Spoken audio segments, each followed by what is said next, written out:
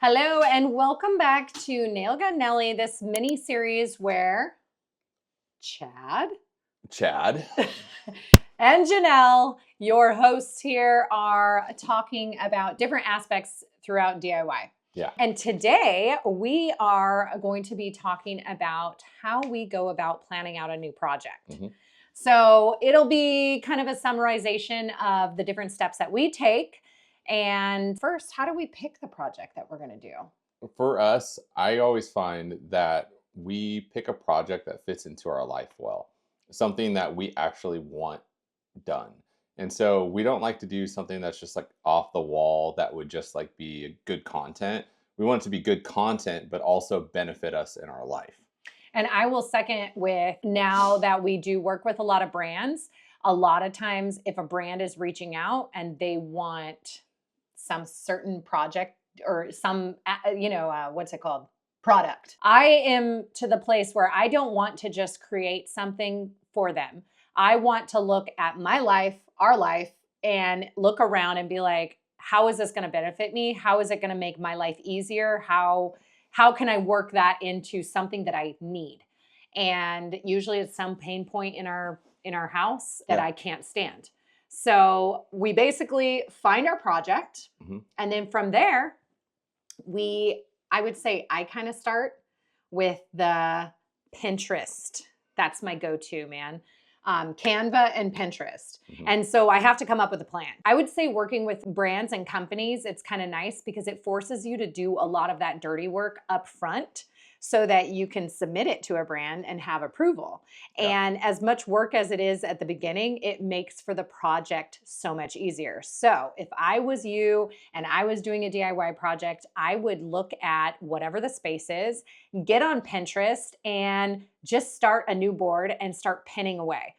Basically, it can be like, ooh, I love that tile, or, oh, I like that shelf. I love that bedding. I love that color palette. I love just any type, anything you see in the picture that is something that kind of sparks an idea or stays within the design that you're thinking. You just put it in the board. Yeah. And then after you get a good amount, you go back through that board and see what is cohesive, what all works together, and remove anything that you're like, I don't even know why I looked at that. So then once I get kind of like a general idea of the look I'm going for, I'll probably usually show you some ideas. But for somebody that may not be as visual or understand it, the next step that I'll do is go into Canva, which is a free app. It's online, canva.com. And it is amazing. Everybody should use it. I don't know how people don't. But basically, you can create a mood board. And so it's really nice to have, like, just think of your big elements that you're going to be bringing into a space. If it's interior, like get your drape color, get your bedding, or get your furniture or a rug, any flooring, paint colors, just swatches even. And once you get them all put on one board, you can kind of see if it's going to work and like take lighting out or put it in. That way you can see everything put together. And at that point, that's when I take that to Chad. When I say, I don't know. Sometimes he says, yeah, that looks great. No. But you can kind of... We can bounce some ideas off of each other and say, will that work or not? But, two heads in the game usually help you maybe foresee something that might not work, or you guys can bounce some new ideas off each other.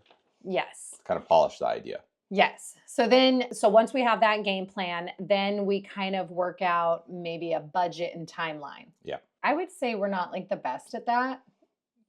Well, yeah, I think timeline, I think. With that, I think what you get better as you go at is not doing things backwards. When you're in the planning stages, and it's hard when you haven't built anything before, but you want to do something that you're not going to have to then potentially mess up something that's like aesthetics with the behind the scenes build. So you don't want to have to open a wall that you already closed. Which is really hard for me because I'll like want to start painting or something. Yeah. Because I can't wait to get to the pretty stuff. Yeah. But it's so like now really game plan what needs to be done first, even though it's not as, rewarding when you're doing like the builds behind the scenes stuff that's not seen. You need to tackle that stuff first. So when you do get to all the aesthetic design, that all that stuff's done and you're not working backwards, and that's really a big deal, big thing to think about. And usually when I'll just use our bathroom renovation as an example, because that was like the last one that we did that was really big. I would say for us, when we come to a timeline, we kind of have a general idea of how long, like, you look at everything you need to do. Do you need to rip out the walls? Do you need to, how far of a renovation are you doing?